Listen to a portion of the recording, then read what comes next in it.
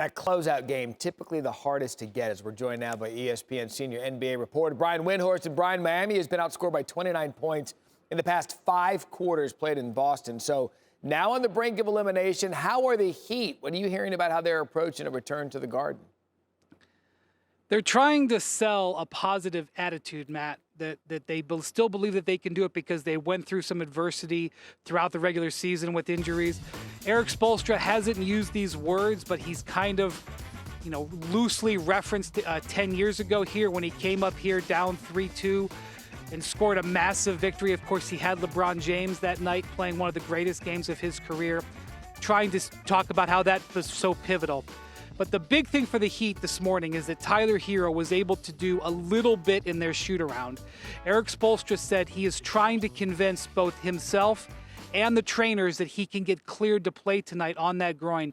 Not having Tyler Hero has been enormous the last 2 games. He averages 21 points a game. The Heat have barely cracked 80 points in those games. So even if Hero can play, I'm not sure what he's going to give, and that's going to be the issue for Spoelstra tonight. As he sees what his guys who are questionable, even if they can play, will he stick with them if they don't look like they've got it? Because he's stuck with them the last few games and it hasn't worked out. Yeah, unfortunately, it's been the tenor of this series. Injuries on both sides of the ball. You just touched on the Heat. Now to Boston, hoping Marcus Smart and Robert Williams will be a go for Game 6. I want to start with Smart. What are you hearing about his availability just hours from now? Yeah, Matt, he's listed as questionable. He was listed as questionable last game, was able to go, was not close to 100%, only 1 of 5 shooting in that game, but he was able to give them some good minutes defensively. Derek White has been good is in reserve, but I don't know if that's going to continue. And then, obviously, you have Robert Williams. Robert Williams has been one of the most important players in this series. He is questionable again with this bone bruise in his knee. Some days it feels good, some days it feels bad. When he did not play in Game 3, Bam Adebayo scored 31 points. The other 4 games where Robert Williams has defended Bam Adebayo, he's averaged 11 points and just 8 shots. That is I know it's a Defensive Player of the Year with Marcus Smart, but the important player availability tonight will be whether Robert Williams is in the lineup. He is questionable. He's hoping to go. Yeah, so many storylines with the injuries, but the biggest one, can the Celtics get it done tonight at home? All gets going 8:30 Eastern on ESPN. Brian Windhorst, thank you. And now to the man that knows defense, the Timberwolves' Patrick Beverley with us on SportsCenter. Pat Bev still trying to wrap our brains around the fact that Miami missed no less than 38 3-pointers in Game 5, shooting 15% from long distance. What do you expect to see tonight from Boston in terms of disrupting that Heat offense? Well, first off, I got to kick off this show with one thing. Swag champ.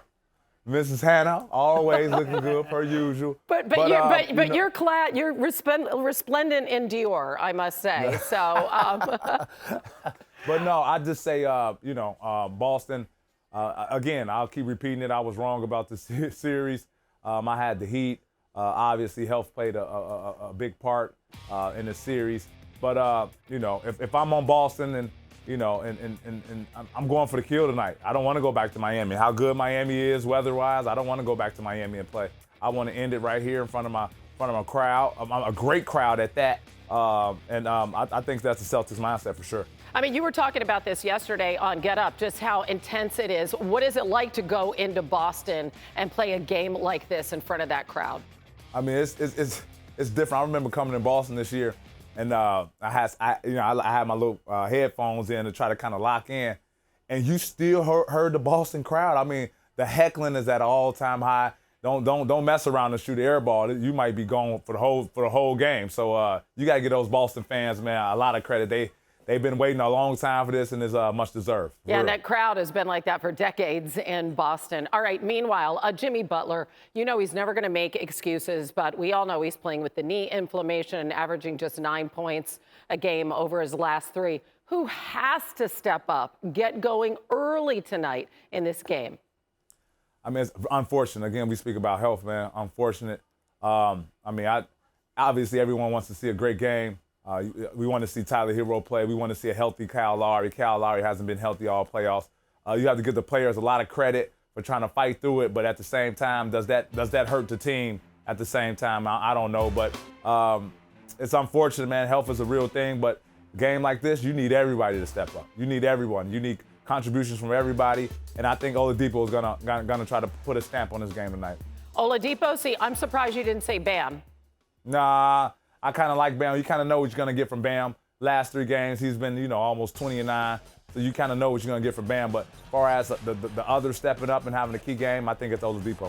All right, let's look for him early. You just heard Brian Windhorst say, though, if guys aren't going early, there may be a quick pull from that game on the part of Spo because they got to get some scoring. Celtics are 8.5-point favorites.